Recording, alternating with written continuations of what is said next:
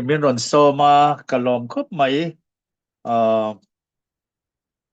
Amaro chu online hian ke hi ka zei lo khop maya nang ni angin ka zei lo ka ti than lo wang hianin mai chana hanin puwa han soi ho ang hian ka thiam lo deuh leka min lo hre thiam mai donia ti chuanin voina zir tura kan han than chua hi men and sin mishing le mishing kluk na ti ila dik ome atlang puin kan rin dan chuan tu na min ngai thatu te hi he doctrine shallow nilovin low familiar tak to te in nivekin karinga tin he doctrine men and sin hi soidon ta ula soi thei vek in nia amaro chu han soi ho na tang hian thil thar kan zirve zela chumia wang chuan men and sin in han thlat chua hi a tha ka ti khop mai tin Christian doctrine chuan doctrine hriat lar chaupo ni lovin doctrine poimo tak te zinga mi ania zanina hian kanin buat saya reilutuk lo tura chuan kan ngai ani ti chuan kanin kana tur ber khachu kan hriat angin mishing kan soidon chuanin Genesis hi ani lo thei lova han hiar zel po hi hun are deu awangin mishing pathianin asiam dan te mishing lo thluk na te hi chu Genesis chapter 1 chapter 2 chapter 3 hianin alang vekin ka hria chuwang chuan avar state te hi soivek sen po ani lo mai theya ti kha kai ka na tur vars bita sela ti chuan pakhatna karon soidua chu pathianin mishing asiam dan aro puizia ti kha ron soi katuma mishing kan tluk ma le kan tluk nu apo karo puina kha are vek chuang lova chuwang chuan ngai thlak dan te po in lo thiam donia men before fall and after fall yang zong in karon differentiate chuang lova karon soi pasak tu mahi chu pathianin mishing min siam ro puizia entianan Genesis chapter 1 verse 27 kan mu dan chuan so God created man in his own image in the image of God he created him male and female he created them God blessed them and said to them be fruitful and increase in number fill the earth and subdue it rule over the fish of the sea and the birds of the air and over every living creature that moves on the ground he mishing asiam dan achu anita tin hemi atang kan han ena tluk ma kan en phei kha chuanin mishing le pathian kha bible hian an leng dun thin ti reference om chia lo na in mishing an tluk chiat ve le pathian aw o kha adam khoya nge I om atia Genesis bung thum chang ria tatanga chang kuana kan en chuan mishing atluk chiat ve le alo ti thin emo anti thin anga leng dun tura pathian alo kal khan mishing kha pol theilo alo ni ta khami nga tanga kan han thir chuan mishing hi atluk chiat ma in theologian tam tak entianan John Wesley te John Calvin te Martin Luther te Augustine of Hippo ti tele bidang dang ten mishing pathianin asiam hian original righteousness nein asiamani antiani original righteousness pathian nena in pol thei sual nei lo pathian poina ava communicate thei mishing point pathian ava communicate thei an kara khan barrier om lova chumi thiang lim na chu theologian ho chuan original righteousness antitani จุบางส่วนปะเทียนินมิริงอันเสียมคานจู original righteousness ในคานอาเซียมันอิตีอิน theologian ผู้ชวนินอีอันริงตาอันนี้จุมีบางส่วนเฮติลายะ3ปริยัตินับปริยัติจางลีเลจางากันเอ็นส่วนมิริงฮีเองเงโมอันนี้ไอเฟียเรนชินฮีมิริงฟ้าไปปอยเองเงโมอันนี้ไอเฟียชินอันนี้จุปะเทียนอายัดหน่วยเดียวสวินอิสยามาปะเทียนอายัดหน่วยเดียวเจ้ารู้ปุยนั่นแหละจอยมอยนั่นอีคุมตีระอดียเลยฮิจู after fall อันนี้นัดจุงินปะเทียนินมิริงอันเสียมเร่งคานรันซาอายกันดังลำนบีกันรู้ปุยน่าอรอนสวยน่าอันนี้อามาจุข้าจุทุดังนิตาเซ before fall ละจวนสวลอโลลุมาขจวนมิริงเฮียนปะเทียนว่าปอลเทนักันนิตาจู original righteousness ตียสวยอันนี้ตานี่จู original righteousness กันในนาวางินมิริงเลปะเทียนอันนี้ปอลเทตาอามาโรจู Genesis บุงทุมจางรุกอัตงาจางสารีนะการหันเอ็นจวนมิริงจูสวละอโลตลูกรัวลคานขาอโลเบราจู original righteousness อโลโลตากาจวนทิลปนิอโลเชงตาปะขัดนาจวนอัจฉริยะทัศยตนะอโลบอลโลตากะวางินกติดอนเงอโลหรตากะวางินมิริงจวนสวลนี่ตีนเสียดนะอโลเนตาติจวนขา original righteousness อโลเนตากโลอวางินมิริงจวนปะเทียนอจังตลานเชียดตุมนะคะขมินดีอจังคานขมินดาร์การอจังคานอโลเนตาอันนี้มาเซการอนสวยปัสังเบรัจูปะเทียนินอามาอันปุยอาเซียมหันดีฮิขา original righteousness เนียอาเซียมขานีอินอลังอันนี้เต้นปัญหาจวนินปะเทียนินมิริงอาเซียมินรันซาเตเลทิลดังอติงายเฮาโลปะขัดอติยจูมิริงอลาอันนาระนุนนัทโฮอัทอลูดตีอนิตาเฮฮีไงดานรังอมดิกเบราการินาจูปะเทียนินขามิริงอันเสียมาอันทอกลูคานมินุงอโลนิตาจูมินุงอโลนินะจูกงทุมินอลังตักษาเนนะเสียมาจูมิจวานิน body spirit and soul ที่ยังจงอินสอยตาอิละอดิกินกะริงตักษากันตักษาตัวนั้นตักษานุงตักษาค่ะไว้วุตเสียมอันนี้อโลนุงตาอันนี้ alertness life อโลเนตาตีนะอันนี้เต้นปนินาจวนมิริงจู spirit ในไงตัวเทนอโลอมาปฐุมนาจวนมิริงจู immortal being อโลนิตาให้ประคัตเตยินกันสยังเงปะเทียนอันปุยเสียมหันเตียเฮียนมิริงอันเสียมคานไว้วุตเสียมอันนี้นาขัตตอบลวินอันนาระอันทอกลูดคานมิริงจูมินุงอโลนิตาตีกันหมู่สามจาสมทุมปะกัวจางสมปทุมอาจังสมปัสสาริกันเอ็นส่วนอินมันหุนาอินเหลาเชียนดอนเนียสามสมปทุมสามจาสมทุมปะกัวจางสมปทุมอาจังสมปัสสาริกันเอ็นส่วนปะเทียนินมิริงมินเสียมดานอรูปุยเซียมักเซียสามเซียกตุขานอรอนสอยอันนี้เฮ้ยวันนี้ทิ้งอะไรนี่ทวินกัสยามิริงตักษะจันจินเชโฮเตจวานินสอยตัวอันงาเลจวาลินการิงเอ็นตีนันเทนขจันกันตักษะฮีคอลเลียนปุยไม่อังเตอินอันเตขินตาให้กันลุงพูหันพุดุดเตตีนกัน blood vessel หันอมเตตีนเซลเองโมซาหันอมเตทวกหันอมเตเฮงจงเตมักกินมักลุตุกะตีนเกย science student กันนี่เราหน้า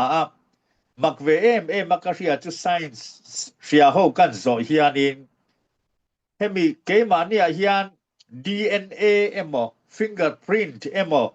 mail in อังakror amakta dua imring kan na chungin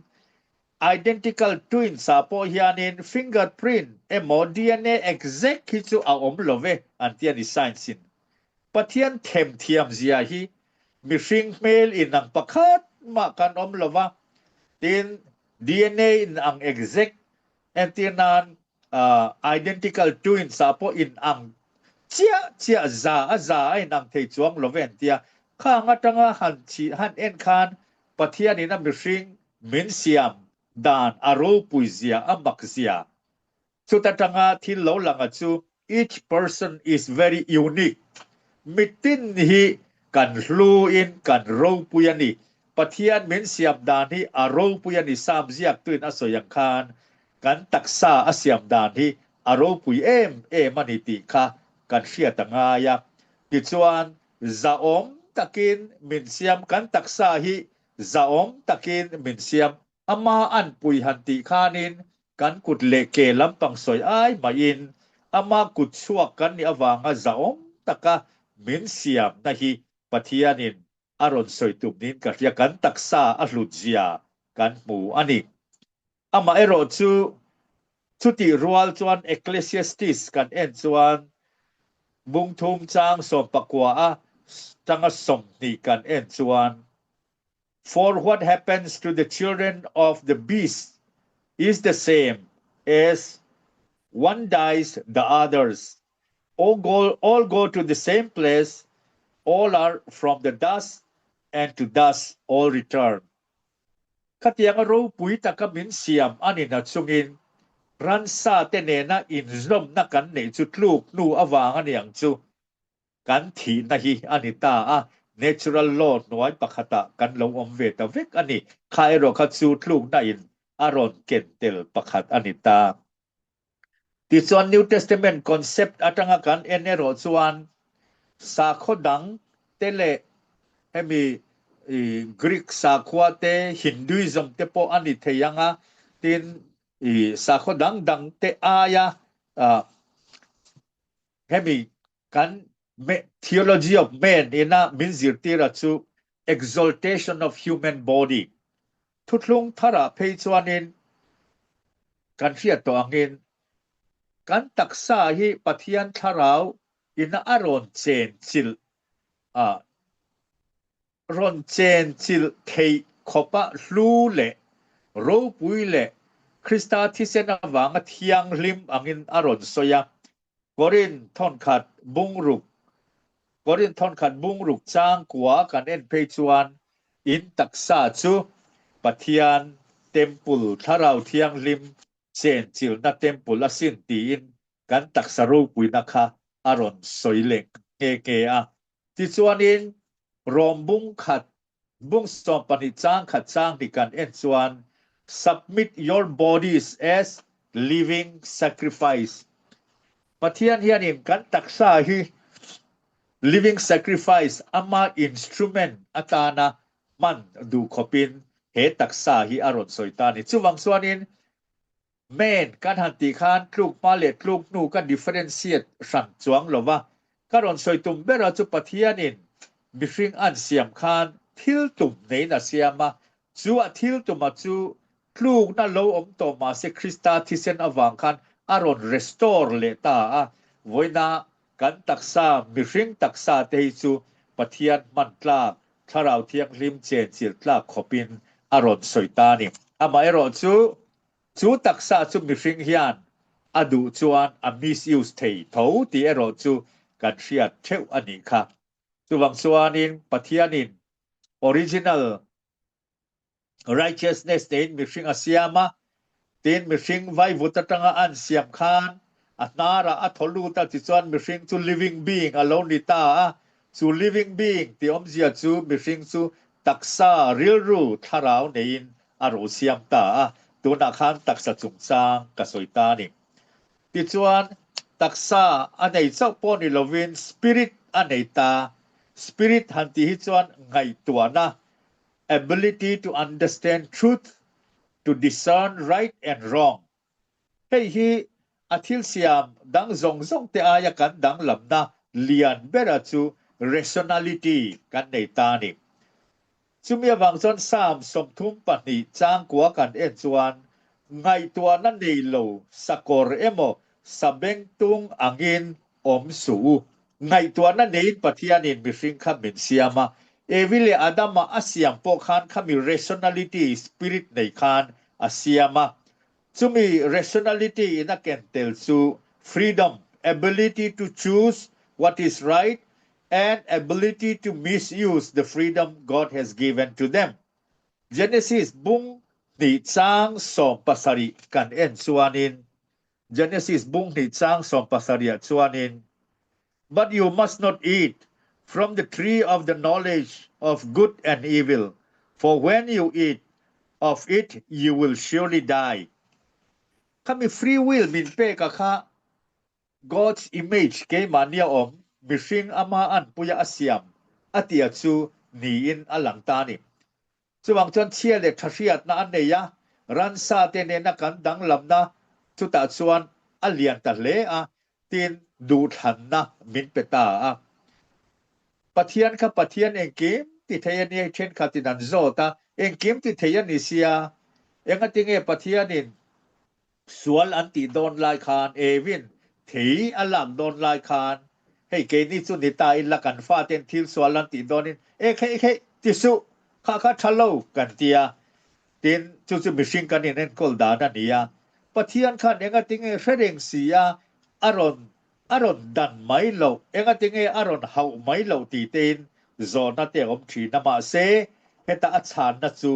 pathianin mishing hi rationality nei asiama du than na min pe chu du than na chu pathianin a respect ani voini thengin chu mishing a hian ala omta chu adu than na chu mishing in amang sual theita amang suala ti su ati takakha avati ta ka wangin an thei ei ni atangin voini thengin I suala tlu an lo dita ani ti chuan kami spirit Hantia Khan freedom to choose good and bad chaponi lovin conscience min peta kha rationality na ron tela chu chiale tha hriat na kha min pe Genesis bung thum chang sari kan han en chuanin an chiale tha hriat na pathianin ape ka kha thei an han ei khanin kati sualta an chiale tha hriat na khan an mani awachun ta ni Evit chiale thachia ne na chuna adama chiale thachia ne chunta pathian laka sual kan ni ti kha in hriat na an lo nei ta chuwang chuan apostle Paul theology kan en chuanin voitam tak ka chiale thachia na point min dem love atia Timothy thon ni bung khat chang thum kan en phei chuanin chiale thachia na thiang takin pi le pu atanga rong a bol thu kha alo soi ve ta ni chuwang chuan God created in his own image ati kha God created man having original righteousness God created man having a body God created man having a spirit means rationality ti chuan in apathum na chuan God created man with immortality thi theilo na kan ti don ne mi pathia ne na anara an thok lu khan enge ne wa thok lu ber pathian tho ti le tharau ti hi ain angin ka ria hemi atong bul han chui po hian hebrai tonga hianin kan en chuanin chuwang chan chuta alwa thok lu chu pathianin mihring chu living soul tharau awa petani chuwang san ran sa ten an thia mihring kan thia kan dang lam na chu immortality min pek thi theilo na min pek tharau min pek ka kha kan taksa thi ma se athi ve thei talo ani chu luka bung som paruk chang som pakwa atanga som thum pakhat kan en chuanin iswa parable nau pang ho zirtir nan Sunday school ate soi mai ate kan ngai hi thu ro pui takania Lazara le mi hausapa chan chin an soi khan Lazara po athia Abraham ang chunga oma mi hausapa po athia ani ero chu meidi la atla a ama ero chu atla nu khan meidi la wangin mi hausapa tharau kha athi chuang lo very simple story nga ya kan nei ma setia isuan kan ril ruwa ron tu atuma chu pathianin mishing khat tharau nei min siama wangin kan taksa athi kan top na ni lova there are two destinations one is heaven and another is hell tia ron soi atum na ni sumi tharau siang tikang nge kan nei kan ti suan pathianin mishing a siama dust atanga siama an thok khum khan chu tharawa chu keima nia alo omta thupwan bung som ni pakhat sang riat kan en chuan thi ni na ti kha asoita tu pingpo nun na bua ziak apu lo chu meidila pai aniyang chu thi ni na aniyang ti na soita second death chu mi obzia chu mi fing tharau hi kan thi rualin athimai lo ama ero chu destination pania omta chu destination pani apakhajok soka kan dam chunga krista kan rin lo wazirin kha a decide don ta ani tin johana bungsom pakhachang som ni panga kan en chuan marthai te na khan tu po miring chu thima sela anung rengang thu in kokal ang deu lekania thima sela anung rengang isuan atiom zia chu immortality of human being heta marthai te na asoi na bi chu abi takin van ram chungchang asoi na ni in alang tani chuwang chuan mishing an siam hian pathianin original righteousness nein min siama mishing an siam khan vai vutina siama vai vuta asiama chuan atho atiluta atho antilu nuwa khan mishing chu living being ania khami living being omzia chu mishing hian taksa rilru tharau nein alo omta ataksa hi glorified body ania chu taksa chu enge pathianin voin ni thleng hian ama rong bol nan adua keimania kan decide ang khan chu taksa chu kan misuse theya tin rationality nein min siama tin chu chau chu nei lovin tharau nein min siama hemi pathuma hi athil siam zong te aya kan wa chung num na le kan ro pui big na chu nei in alang ani chu kha kan man thiam emo ka kalpui danin man thiam chuan kan ringa tina dot le ka ron soidua chu mishing pathianin asiam dan crown of his creation athil siam zonga chungnung bera min siam na hi Genesis bung khat chang som ni parukan en chuanin he has supreme place in cosmos to possess the earth athil siam zonga chungnung bera min da chan chu pathianin athil siam kha an en wanga tha ati le ani tin bible in min thila khami tha ati le akha en kol turin pathianin min siama pakhat na chuan to rule over all the created beings athil siam zong chu en kol turin min siam chaupo ni lovin athil siam zong chunga thunei turin min siamani ti chuan to make the earth serve him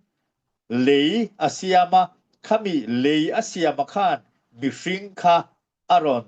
engtin nge niang mishing tan tangkai turin mishing in achor turania tin kha leya kha mishing in ain kol tur bok ani chuwang chuan pathianin mishing an siam a kan dang lam na le crown of creation kan in na chan chu engkim chunga rorel tur kan ni na le engkim chunga thunei tu kan ni na hi aron siam na chu ani le tani tin hemi kara hian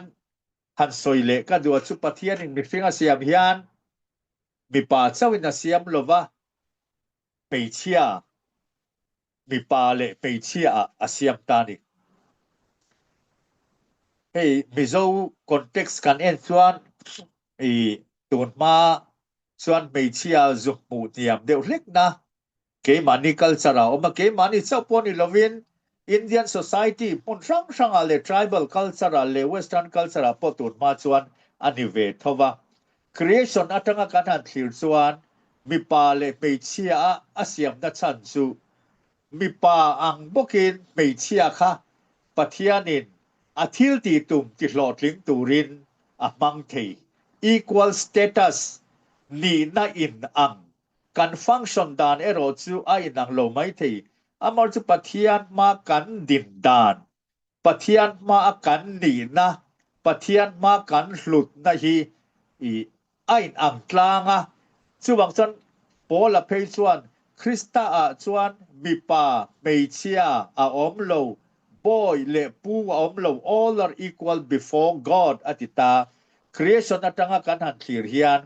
mi pa le meichia kan din mun kan hlut na ain an na hi kan not ve pakhat angai ani panilok hei tun la hian ka thian pa pakhat aizola hian a lo chho ve meka hei ko san pakhata peiche ordination chungchang hi an khel ve meka engtin nge atang point peiche kan orde ngai lowa masi chu ta an argument pakhat chuan voina ka subject hi minron ti thong vein ka ria chu tan han soi chu engai peiche kan ordain bik lowang pathianin peiche asiam khan mi pat luka hlu in asiama tin athil ti tum ti hlotling turin mi pa chau adu lowa peichia po kha adu ve thowa chuwang chuan ordination po hi peichia kan pe ve tur ani tholo mi ti tein tun la hian debate akal ve mekani chu pathianin mihring an siam hian mi pa le peichia min siama kan hlut na ainam amar chu kan ti thei ero chu hei kan body structure lalpa min siam dan hi a lo dang lama mi pa chu tle ma chak dewin peichia ro chu om nem dewin min siama chuwang chuan bible hian peichia ro chu bel ke theizok ti te point asoi hiala ma se so far as our status is concerned before god we all have equal status and equal standing before the creator tika kan soidu ani chu ti chuan next le before fall laka kalpa last point pakhat chu engwangin nge pathianin mihring asiam pakhat na chuan god created man for his glory Isaiah bungsomli pathum chang sarikan en chuan everyone who I called by my name whom I created for my glory atiani everyone who called by my name whom I created for my glory whom I formed and made keimaro puinana kasiam bifingte ti na soya tin kolosa bungkhat chang som paruk tikan chiardo ne miniang kolosa bungkhat chang som paruk thutlung thara hian a omle a kolosa bungkhat chang som paruka po hian chutiang lampang chu kan muwa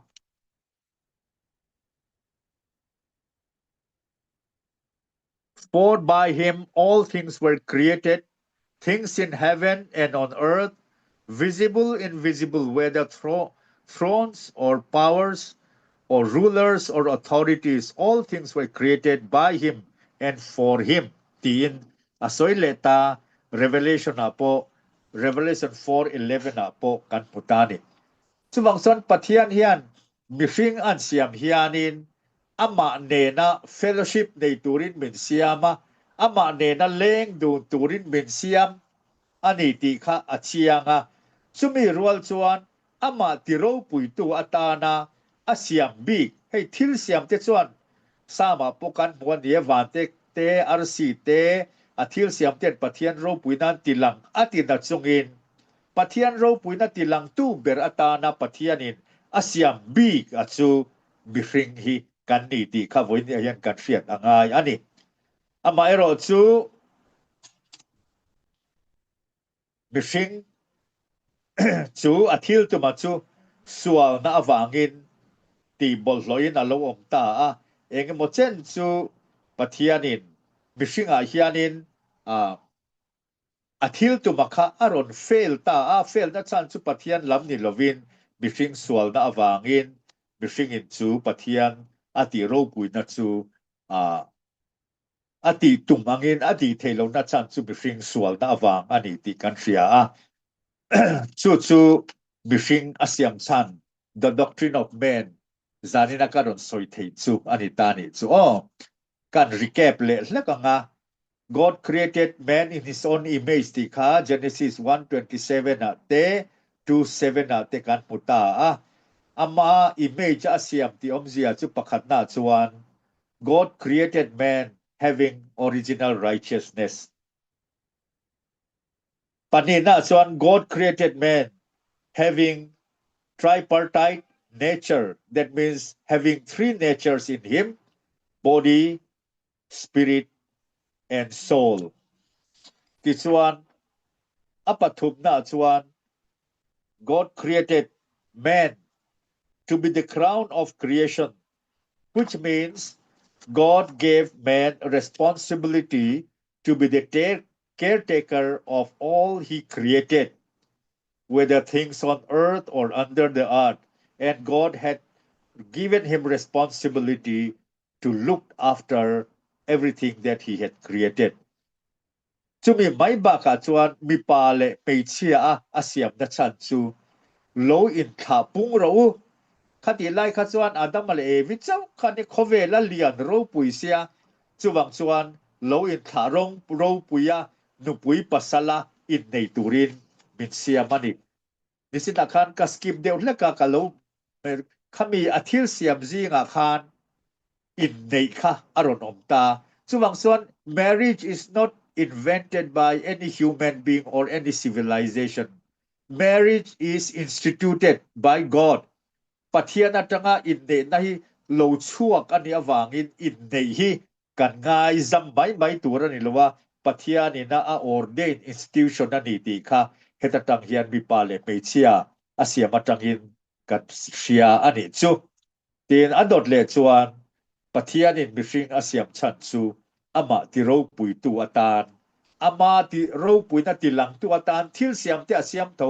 อามาโรจูอันดูเบรจูมีสิ่งปังอินติโรปุยอโรปุยนะติหลังค่ะอันดูอันนี้จูปะเทียนี่นะมีสิ่งอาเซียมชันปักอัจูกงคุมกงลีอินกรดสวยตาอันนี้ติชวนอันเน็กซากันสวยเลตุมาจูมีสิ่งลูกชวดเชียดนะ The fall of man อันโลจวน man and sin เตียปคันอากาศเทนกริง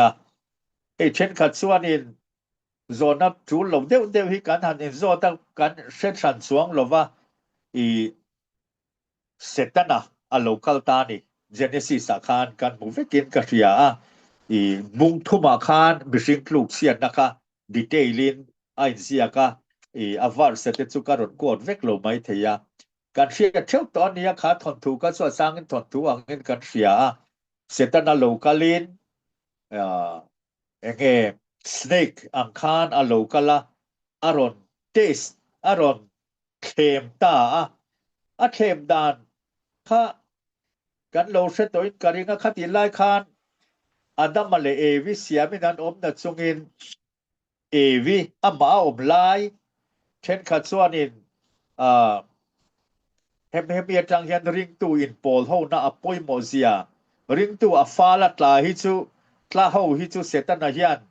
เข็มดูบีกตีเตนั้นสวยถีนามาเสคาคัสอีวานเจลิโซวาร์สอนอันนิตาเอ็งปอนิเซเอวิเตนะอโลกาลาอัติตุมเบลปักฮัดจูปัทยานมังไงนะรอนดาวตีร์อตุมตานิปัทยานินเทฮีเอซูวติยาอันดาตักส่วนดูสักเจ้านิตาเสลังส่วนินปัทยานเฮียนินตูรินอติยังเจ้าอวังสุอินนี้จังอินอามาตลุกปุยินอินโลโรปุยโดนะจูอดุโลวะวางอินสูอติยหลอกตีอินปัทยานอารอนมิสรีเพรเซนต์อันนี้ตินปฏินาชวนินอามาอัจฉากนารอนอม เทคะเอวินอันเอ็นวังเอมี่อันนี้เอมี่เอจางนะคะอารอนเนียอามาจางนะคะอารอนอาราวสตาเตียนปฐมนาจวนอินสุมีเจ้าสนิลวินเทอินไอจวนปะเทียนกลุกปุยนไพรด์ปะเทียนกลุกปุยนโรปุยจางนั่นเลยโรปุยดูนะคะปะเทียนกลุกปุยนเรานิดอนเอลอมอารอนเตียค่าเทมนั่นโลกัลดานค่ะ misrepresenting God's mercy trying to create doubt upon God's mercy ปฏิณาจวนิน the lust of the eye the lust of the flesh 1 John 2:15 and 16 อสยังคาน the lust of the eye the lust of the flesh อันมานิยมค่ะอารอนอาราวสตาเอจากนะมิดละซงตะกะนีติคานอารอนเขมตาตินปฐุมนาจวนมิริง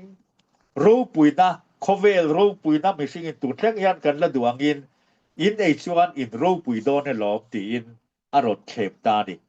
ให้วันนี้เทกินเซตนาเทคนิคที่อาลาดังลำจวงหรอว่าให้มีปฐุมบางยัน basically temptation เร่งกันเอ็นจวน doubting God's word doubting God's mercy ข้าเกยมาเนียอารอนอมทีนะ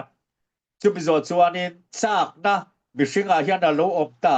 ตีสัดซากนะเตดำชูรูปุยนะเตขมิคะรอนอาราวส์อตุมทีนะจุมีปฐุมปังจวนอีสัวโปคะอีสัวเต็มเตสอนกันเอ็นคานมาทายหันเอ็นตาอุละเอ็นเตียนานอาริลาโลตรามตาเฮฮิชังะสันติรออีจันทีเทโลเวมีเตเตียค่ะอาริลตรามไลตะคันอามาจากนบังคานปะเทียนดานรถบ่เชียตีระตุมาตาเต็มปุลซีบชีบซุมาอลาตาโคเวลอันเอ็นตีระโคเวลโรปุยนักเปงเสบกขุบละอาเตียโรปุยดูนะคะบังคานรถเคมาตุ้มเลตา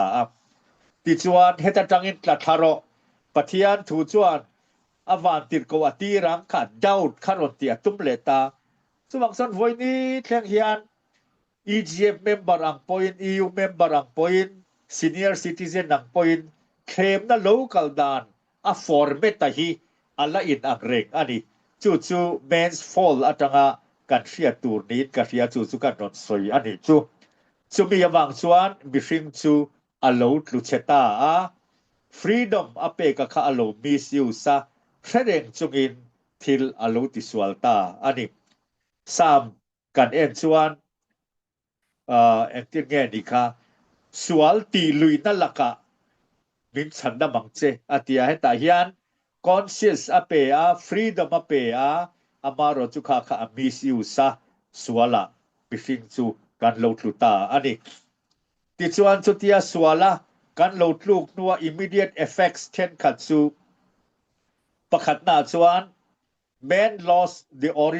original righteousness God has given to him ปะเทียนเนนะอินปอลนะปะเทียนเนนะเล่งดูถีนกันนี่นะคะ original righteousness นะคะส่วนละเตียจังอินอโลอมตลอวะจุวังส่วนปะเทียนินอดัม where are you อารอนติตากันอินการาฮิานคุณทุกตะกะโลอมตาส่วนละอิตลูกะวางอินการอนปอเทโลเจดังป่วยมินปอเทโลตีอินปะเทียนเลมิริงอินการะเก็บเลียนลุตุกมิริงอินa build เทโลปะเทียนป่วยอะเทโลที่ซงตัวตาตานจนสวยมาอย่างติคานปะเทียนเลมิริงอินการะอินเทนนะอโลอมตาติจวนอาเชียเลทัชยัดนะอโลเทียงริมตะโลวะตินอังไงตัวนะเตอาเชียเลทัชยัดนะเตนะดูนะเร่งจู Genesis บุงรุกสร้างงานนักันดังอิน every inclination of his thought was evil all the time Jeremiah กันบวงอิน Genesis กันบวงอินบิริงไงตัวนะเร่งจุติอาชุไมไม่โปอัฉลามนิลวินเฮียนเตียนันปังปาร์อินาการหันตีส่วนปนลำปังเองลำปังอาเตียนอ่อนอังเฮียนินมิสิงอเปียนตีระจังอินสวลอินซิรตีร์ไงลวินขาสวลตีซากนะตีดูนะคะมิสิงอาเฮียนอารมณ์เบ็ดตักอาลอันนี้ทินจะมีรัวจวนมิสิง alo tluk chiat awang chuan the curse of God was upon not only upon human being but upon all the creation anitani hei hi rom kan puta athil siam zong song rom bungria chang somni paniatanga somni pali kan en chuan bising tluk chiat awangin thil siam zong song po chiat na boya anom ta bising kan tluk rualin hei bising le creation kan in zom na pakhat chu ni in alang ta bising chu thiam lo changin a lo oma tin makve deu mai makve deu handi tai la bak chuang lowa aswala kha adam male evi an ni na chungin adam male evi an swalta ka wangin hei dam lo in pa son thei ang deu lekhianin bising swalna nu le pa inan swalta ka awang khan alo piang ate zel kha pathian an chia swala piang kan lo nia rom bungthum chang kwa atanga som pariat na te rom bunga chang som pani atanga kan en chuan mising reng hi swala piang kan lo nita chandam ngai an chia piang kan lo nia chandam ngai kan lo ni kha alo lang le zwalta ani chu mising kan lo swala wanga immediate effect tam tak lo theng bising te chung lo theng chu ani chu wang chuan amaro chu mi rual chuanin pathianin chandam tu kan ma mo zia aron puang le ta thowa chuaro chu dakina karon soyanga khami bising tluk chiat awang khanin ngai dan pani olo om ta theology ro pui tak te in compromise thei chuang si lowinan oma pakhat chuan total depravity pakhat chuan partial depravity kanan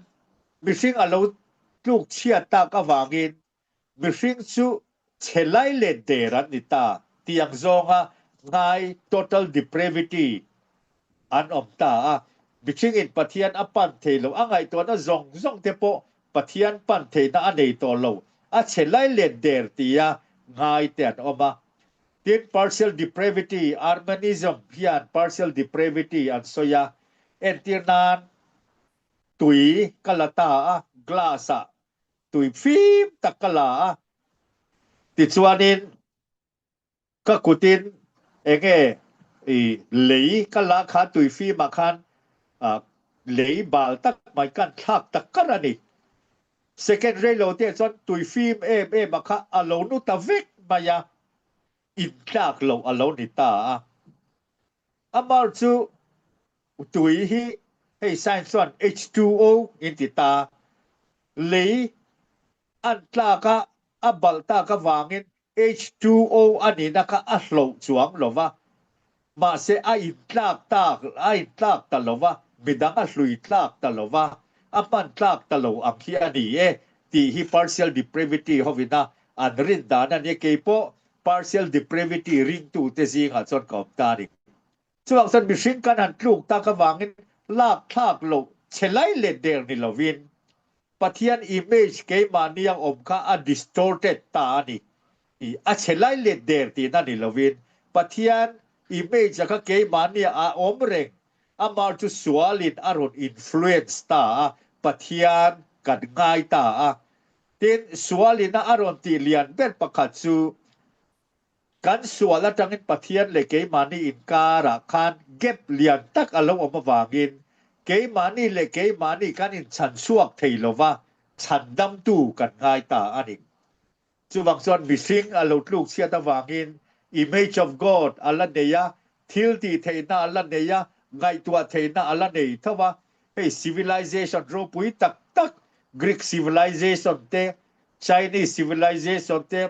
Harappa and Mohenjo-daro civilization te fallen nature ina ati ate chu anla nita kami image ka ala om thona chungin as far as salvation is concerned man became lost from God but he still have wisdom understanding and ability to think ability to create things and so forth kha mishing alo tluk sia ta wang ma se poimo ber chu mishing chu chandam ngai alo ni ta ni chu wang suan ama le ama ai chandam theilo wangin the first promise of salvation he Genesis chapter 3 verse 15 na kan puwa pe chete na chuan nang ma tang offspring lo chuak chuan Genesis 3:15 na i keimit atina anga ti kha kan muwa khamyom zia chu pe chia atanga ron piang chandam tu chuan rule thil ti theina chu aron ti chimang Isua Krista lo pek atum na promise pasaber kan muta ani tin pathian mangai na mishing atluk sia tua po kan buwa theology thung lutuk ani na chungin intirnan Israel fa te Abraham mga an thandana te mase khamia chon ka kalchon na thui lutuk do na atoi zong in kalda ila mishing atluk sia nuwa pathian aw tho pasaber chu Adam khoya nge iom atia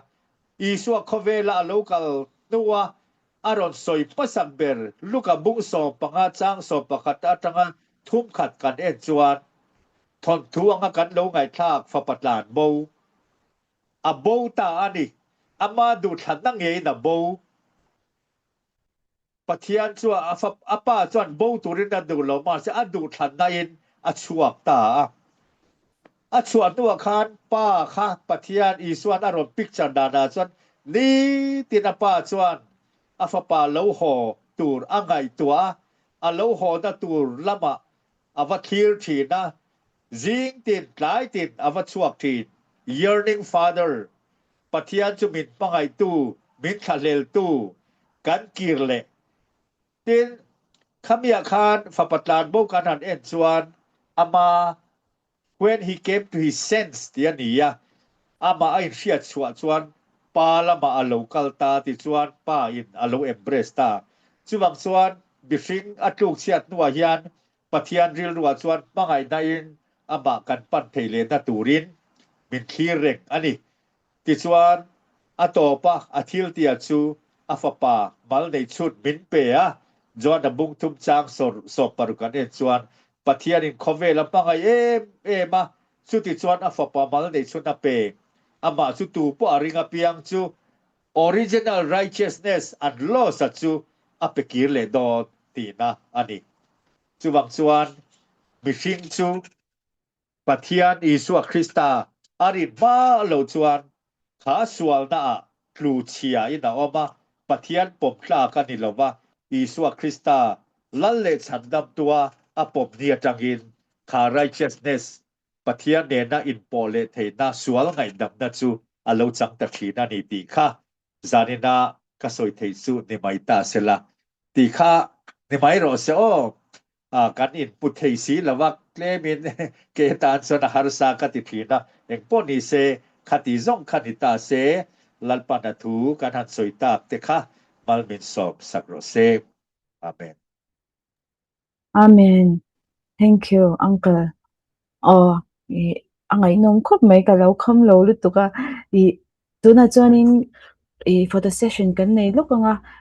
a thei khanin kan video khalo on taila helam chuanin kan lo langa Sister Noelite, Sister Tete, Brother Benite,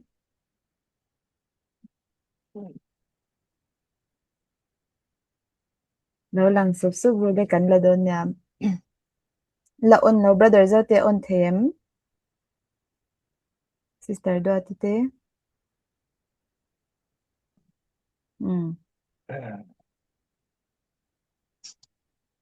Ale 1 2 3 1 2 3 Sister Zelbel po kan lo la thawin te siya ole tuna chuanin question and answer round kan hongdo na nga zona kan ning kalinga uncle na asoy na atang te po intin aron soy lang care lawa po kay manila doubt ni te kan daw niya nga chunga chuanin kan in anu tanga kan zot thenga ani lo po in chat box ma po khan kan zot tanga ti khan angka khan in in dot dani na lo chang tho mai tura ngai la zo nei han zot yang ole in thashung me lawin sister rem chan chot ke man ka lo zon ma sarok duwa I partial depravity chu cha khan rom bung thum chang so ma tang khan zona ron siam lok me ka duwa tu ma mi fel tak renga nam lo pakhat ma nam lo tu ma she thiam renga nam lo tu ma pathian zong renga nam lo ani lo la man peng ta ve ka engma lak lovin an ta ve ka tu ma thil tha ti renga nam lo pakhat te ma nam lo aron tita chuan chumi lo wa pon fc bung ni chang khata pokhan and you were dead in the trespasses and sins atia chuan heta kolosa bung ni chang som pathuma pokhan you were dead in your trespasses aron tita chuan chula tang chu karon zona la chu mi suala kan lo thi to na hi partial ani thei do nam ni san chu death atia chu mai pela ma heta partial depravity tang ka chuan the will is weakened kha astens ka chu ni melta ma se heta le scripture mun chang chang kan lo huna tang ka chuan the will is weakened chon lewin the will is enslaved and man is dead in sin ti kha mun chang chang kan hu box sia chula tak chu zona karon na ya kalo zo du lo ko ni ka lo me yes thank you brother ti khan angka khan a chang rang chang mai them o thalu tuk zona thalu tuk ani kami partial depravity kati context ka chu sin na ni lovin image of god kha a chevek lo rationality missing in kan la nei ngai to na kan la nei mo thil ti the na kan la nei tin tharau kan la nei chu wang chuan not in terms of sin lama khan ka soi ni lowa pathian an pui asiam kan ni na kha a chelai le der lowa missing in ngai to the na te fin na te ala nei khami rationality atia kha a chelai le der lo tiara karon soi tum na ni entianan thiam na te pathian ni na pe hei atom bom te ma se kha a thiam na anei zong a kha a thalam ain a chelam destructive atan asiama atom bomb anan siama nuclear weapon anan siama maklutukin pathianin thilala missing yan thilala siam ta zela khami image ability to think ability to create invent kha ala nei amar chu khami anei zong kha they are all being influenced by evil tiero khachu kan pomngaya ma se isoi kha as far as man stand before God is concerned he is totally a sinner tiero khachu isoi khachu 100% correct ani ti kha kan pom duani in terms of his relationship with God he is totally sinner and he needs God's grace without which he cannot return to his creator therefore he really needs God badly because he's totally a sinner as far as sin is concerned he's 100% sinner but as far as image of God is concerned the image is not destroyed 100% the image is still there but it's distorted tiang zongin karon soina ani kan man thiam ang chumo yes uncle thank you very much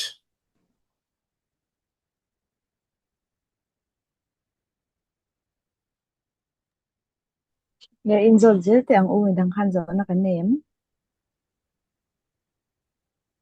chat box la ma po zo thea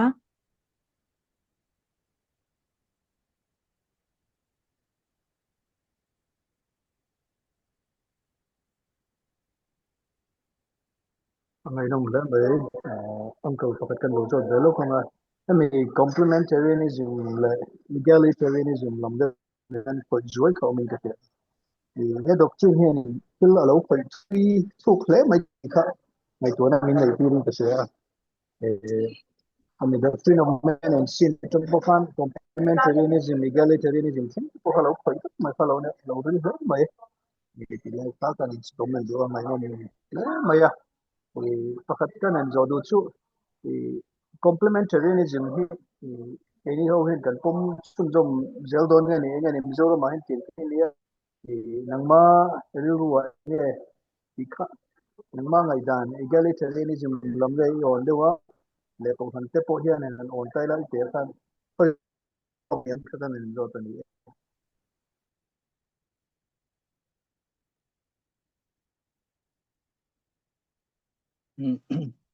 ngoro I kachiang sia lo sound sound hi at eng lo lo khong in repeat le them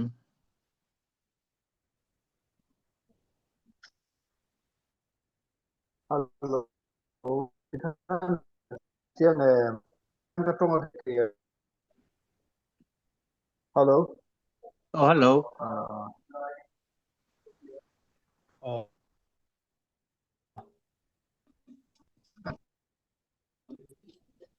tong se te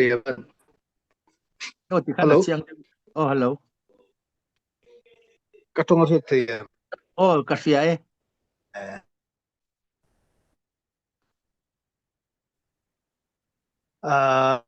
na tu em le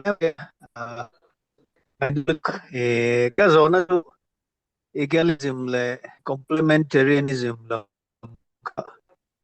he doctrine pe na lo khujal thai khalo dia nang ma ngai dan eng ni o ti kha complementarianism ngai on dewa egalism ti la mahi mi thil thai ngem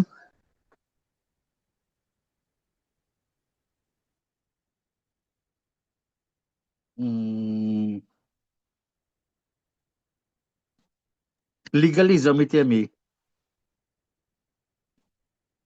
em legalism itemi eng ngoro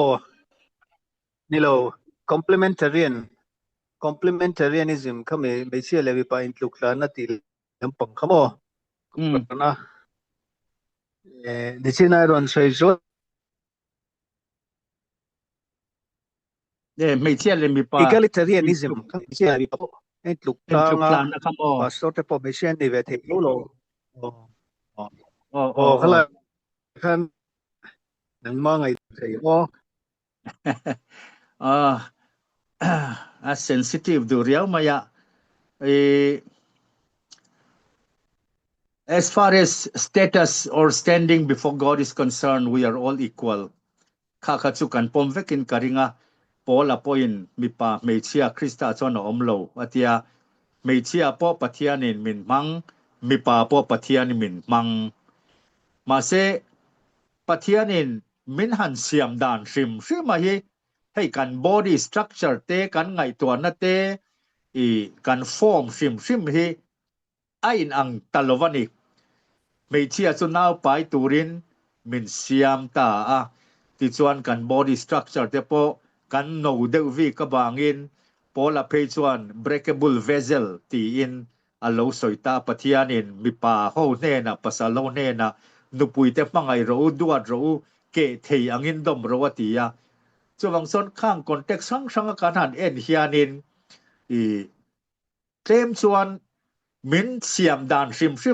as far as status or standing is concerned, we are all equal. Mas functionally ero hi chuan kanin ang thei tak lovin ka riani hanin an tum maila mipa chu mipa ania peichia chu peichia ania chuwang chuan hemi ordination chungchanga ero hi chuanin entirnan ordination hi category sang omta pastor atana ordain Lord Supper te baptism te ordinance khoi theya ordination omta ordination dang omle ta pastor ni tur kherlo ama ero chu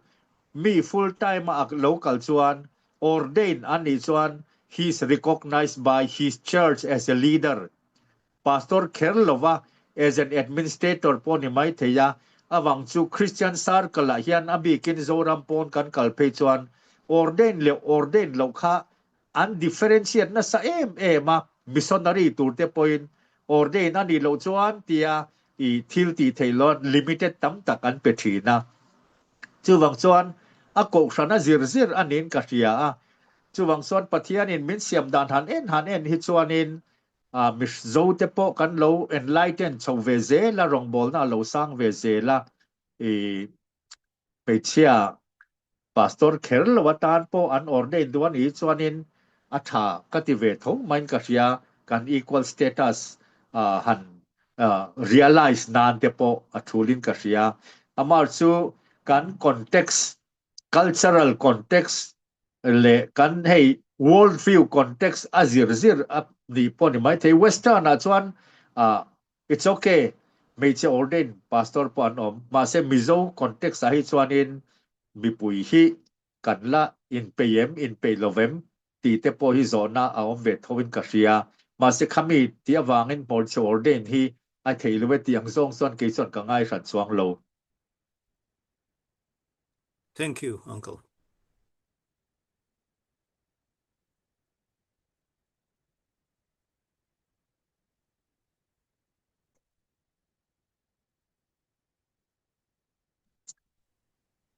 midang kha kan lau mem zot do he i zanin chu hun thade mai kan ne kan da zong te mi kan nei zong te kha i han zot vek le mo uncle hi a chang thiam sia chang clear the sia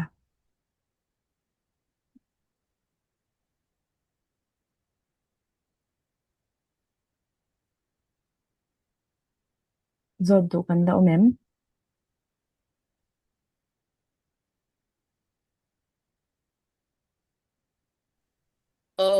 พี่ Chairman กันเราสดเวงสันนี้กันทิลจิรทุกหลอกปุยเล่ไม่ยังอังเกิลก็เสียเทียมดันแต่กินสวยเทียมก็ติดชินอังเกิลจุดสวยชิมฮีอีจิรตีร์นะเลคเชอร์ไตปินติดชินก็เสียเทียมจีแต่กันเนี่ยฉันน่ะพวกกันตัวเตสินก็เตียงส่วนมิชิงส่วนลูกส่วนน่าจะฉันดำนักกันมาหมดดันส่งกับเปลี่ยนเธอนะคะดาการขัดช่วงนี้สวยเสียเวกตีละอีกก็สวยส่วนลิงกับริงแล้วว่าจะว่าจะอังเกิลค่ะคล้ายกันคอมพลีเมนต์ดูชิมปกะขัดเตียงอังคบทิลรีละค่ะสวยเสียหายสตูดตั้มตันจวนอันยังคังค่ะดาการขัดช่วงนี้นั่นสวยเสียเทียอารมณ์ปุยกติยาจุดzona zobel kan du ve chu i nisina khan da lo soya hei i engi ki mani kan dam lo te kan dil ti po hian alo poi mo ve thin le tuka i enge pathian hian free will min pe du thanna i thiang tak min pe chumi ni wang chuan enge i kan om dan le kan decision siam zong a hian pathian hian min control thei ni thoma se min control lo ti lai te kha enge afia thorwal khan i setanan ke mani mishing chunga athu nei na le enge natna te achang chon thina te natna te kha i setanan no thoanga kan soichang te khoma achang chon kan thatna turin i pathiani na kan chunga thlen ang te khan i kan soi china khang lai ta kha confusing ka tia i engchin hinge pathian thlen tir ni nga engchin hinge i enge swal ina thlen tir ni ang i tilai te khan nat na chungchang ati ponita se i enge i thina zong le nat na zong hi pathian atagin ni kher law i enge setana no tho ni tiang chi ti pokha om chi ta khang kha i entinge kan lo thiar sang ve thiang tilai te kha i simple deu lek le olsam deu leka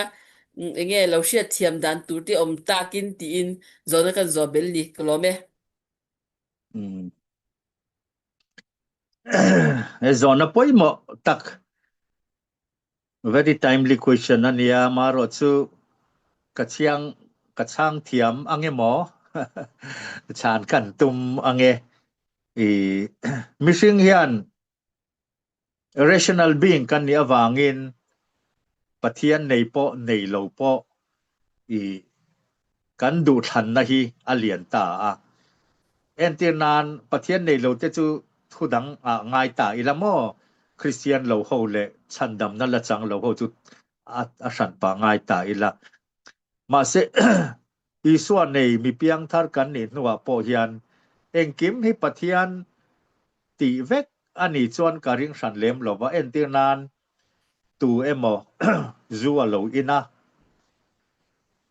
azu ina wangin alo thita engkim hi pathian ru atani kanan ti te hi อันนี้เบร์เคเรมโอกะเตียปะเทียนี่มินเวงเทหลอมกะเตียเอนตินานปะเทียนี่มินเวงอัง protection มิน promise หลอมกะเตียรัวสูระนิเลียบเก่งลวินกะกะละรองบอลตุรินกะกะลดอน God can protect me God can heal me กะสิตลางตะวักวะกะ bronchitis กะโลไคตาอะสุปะเทียนตีปอนี่ลวะ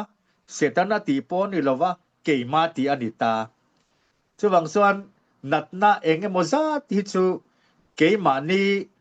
in control โล diabetes กันเนี่ยทิลซุมกะละเอตะเรงาลัลปามินติดัมโรก็จะทิลซุมกะละเอตะโซละคานนาร์สิเนียเชเทียมเวกังาก็ยังคันเองกิมที่ปะเทียนอันนี้เวกลวะเสตนาปอนี่จองลวะเกยมานีตีสวละวางานาโปหิกันอมเวตะทวานีตีค่ากันสอยดูอาเต็น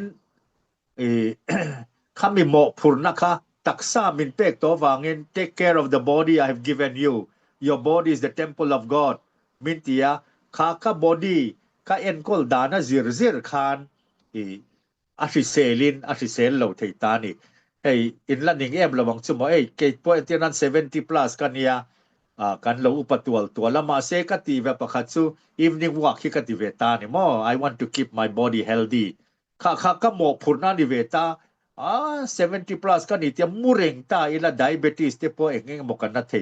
ข้าเกมาเนี่ย responsibility กัน responsibility กันติตอกเราวางเตมอข้ามีเกมานี่ดูทันนะกันปันสวละวางเตปอยเสตันนันดิลวินปะเทียนปอนิลวินนัดนาเทนขัดจุเกมานี่อารอนอมเวชิมมาเต็นประคัดเลียจวนเองอังปอยเปียงทาร์ถาปอนี่อีละเลียเสียมกันเนี่ยเลียเวกกิรดอน this is made of clay จุวังส่วนเองติกายหมดส่วนโคเวลีอ่านเชียอักขัดชีอักขัดเอ็นตีนานคารอมาปกันมัวทิลเสียมซองปอนาวเวียรูมินันอมทีนาเตียจุวังส่วนการเชดงโคเวละก็ออกมาวางิน heart attack ปกันนิเทียติน stroke ปกันนิเทียนัดนาเองปอ local เทียข้าก็จุปะเทียนตีปอนี่ลวะเสตนาตีปอนี่ลวะอ่านเชดงโคเวละอมกันยาวางินอินเทียงอติยะค่ะเกมาเนียตักสถีนะคะอโลเทงตาขาทีนะคะจุอ่านเชียปะเทียนี่นะมิสิงเตอโลโลอวางานัตรังอมะค่ะที่เซนัตลันปอนีละค่ะตัวนาจวน salvation past present future salvation กะละเทนโลวางินนาเทที่เทกะละนิเวตะทวานิตินปฐุมเลนาจวนมังอายเปียงเตจูทุนุนทีนะสินป้าอินฟ้ามังอายังอินป้าปะเทียนี่มินมังอายมินทุนุนทีนัดนาเทนขัดเตมหาสันนาเทนขัดเตโรจูปะเทียนินกันตานาถัดนาตูรจุตะกันเสียตูรจู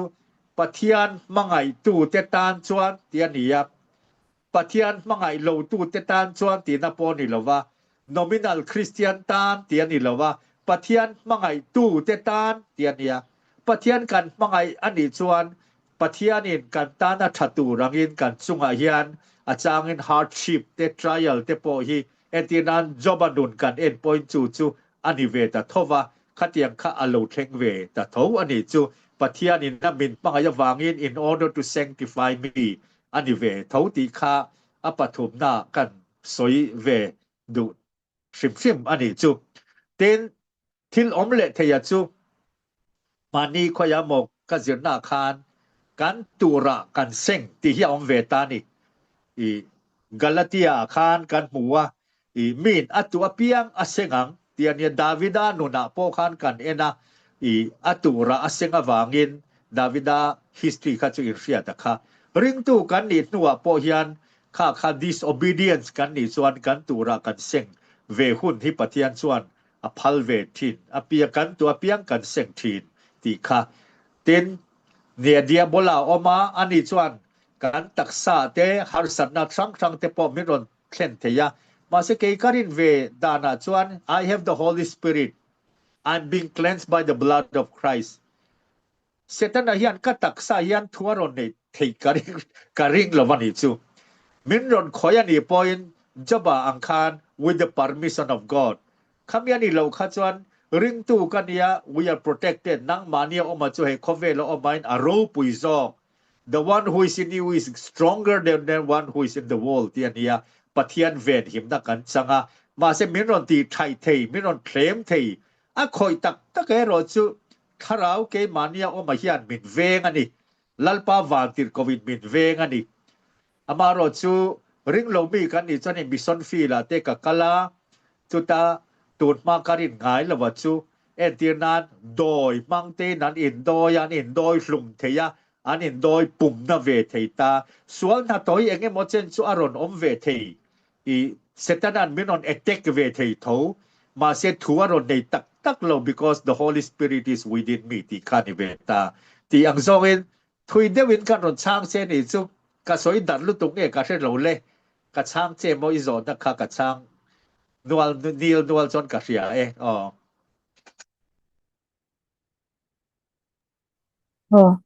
Chatbox sa hianin zo na pakhat kan donga swalat lucia ni in pom du lo te hi intia counseling pek to nge nyang ti ania hei ke maril ro alo pakhat ni na in anglo to ka chu kan soi zaw lo ka nga hem kami ti dun khanin angkalimin chan sakse kya hei pathian zara ti hanin mizoram a chon christiana ron lu tan chin tha ron lu ta christian kan ya sunday school ate kan kala kaushana te kan in hangta heta ta khanin hemi doctrine of sin full of men te hi shit chiang lo hianin rong hi thui takhe abol the angem ti kha ka zo du na ne tu na zo na ne khanin angdewin ka sha rong bol na kan nei te hetiang kaushana kan in man te hianin self righteousness ke mani hana du em a mishinga hian chuta chuan engtin nge heta chatbox zone angdew hian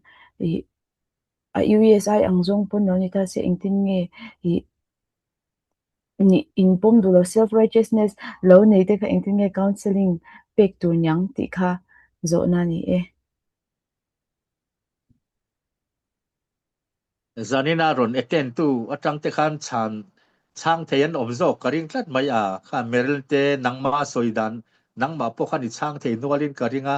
khatyang an chang du te om chon han chang zok te zona thatta kani han chang ro le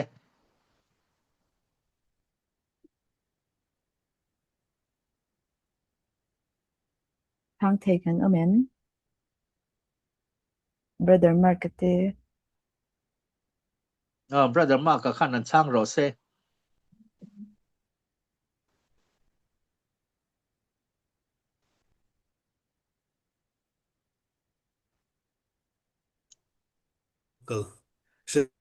trong anh thêm ô yes yes brother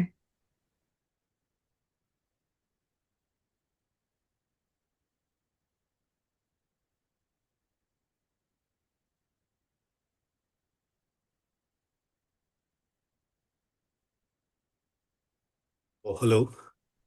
le min kom na beng seng de gan in sun loka ne poi mo ko pin ka sia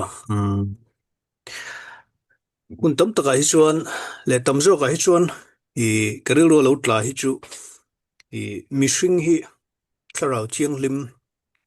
inna ati nun lo chuan kan conversation te kan action te kan preaching te pakla kan sakte po hi niang ki kung ma hian mi thin lung hi kan wat ne thei lo ni hian alanga chu bang chuan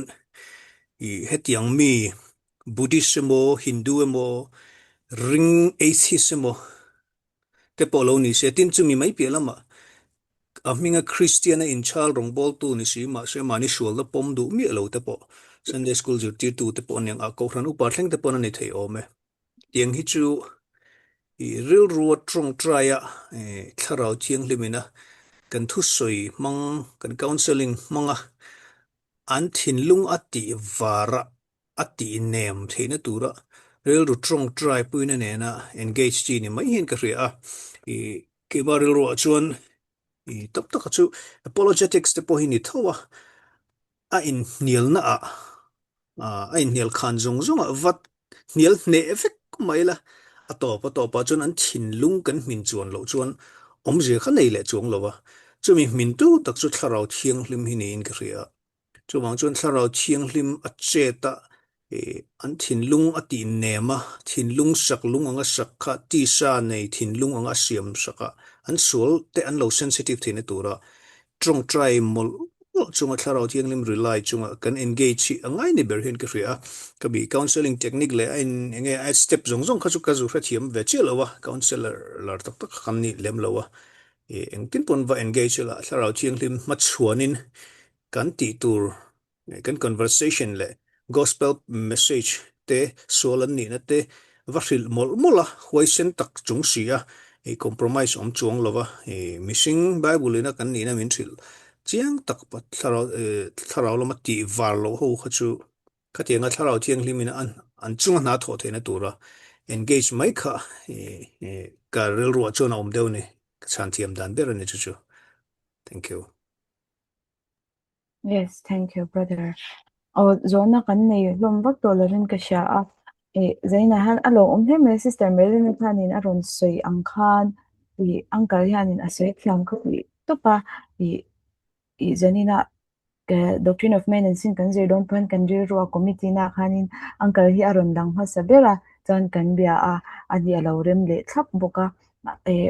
kan pathian zara zanina kan program hi lok thak tak zatin ka sha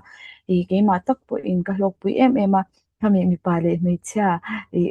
equal kan ni za aron sei te kha chen khat chan kan eng lo me thema se me cha ni chanin kan lo pum khup me ya me cha zanina tel hi me cha tamzong in ka sha kan nin ka sha makde me chu he mi pa chan an she thang ma se me chini na achang hanin mi pa ina an ngai dan lo tur ang po han kan in ngai ni te ang khop chanin me cha hanin in da nyam na te ya the china kan up he ka thil kan she chau ve te la chan kan in da nyam te na te hi om ve china ni cha ma se zaina ang kalina mi ro soi fa sa ka chang khanin kalom khop me ya ka chian le zor phak confidence te po min pe le zor phani ti kha karon soi do atin ril ro la om chung na tinge mishing he so kan swal na nga ya hianin kan tlu he kan kwal hi le ti na ro hi kan e china zaina uncle engau evina abo chat dona kami theira mi ani ti le mit latak ani ti le mi ti fing theitur ani thingra ani ti aron soina kami khanin angai kan kwal na kharon ti changin ka sha khami uncle ron soya khanin ka chan le zor pha kalom topa tin evika adult tir photani hey rin hlel na confidence kha alak chat sakma support ni athlem don than ti kha chu kan in relate thevekin ka ring tu na han doi zep na te in ring tok lo na te hi tun lai anga chonin enge chalai te chon kan thlem na lian berte jinga mini in ka ringa ta chonin hoisen taka omtu kan ni zati kha zaina atharin kalo zir kalo shicha min sha chan phatira kalom tak zatani ti kha ka ron se mi mal tak po in uncle chunga kan lom ma theini seng chuanin gift that tak te in pe ka enge kan lom thu kan lom na te ti lan achak ta ma se tuna ri chuanin lom thu soi mai la chu ti thei kan nei lawa ma se kan thindung tak kin kan lom ani ti ro kha chu min sha saksela kan lom ani ti chuan kan program zodona kan lo ti top to anga heidar kwari to uncle tho kha closing prayer min nei sak turin kan som do anin trong china man zo kan hun kan ti top do ya uncle so mang okay po kalom khop mai min so ma kalom tin online hian ka thiam lo ang ring khop mai ka ti thangai lawa nang ni thalai hawangin ka ba nuai thina online na kan ti hi chon amaro chu khatianga words of appreciation te kan dong kha min encourage le ani invite sunga lom tu ka soi tong trai ang lalpa kan pathian zanina kan topic aro pui hle mai nangina mishing min siam dan te hi han soi don mai la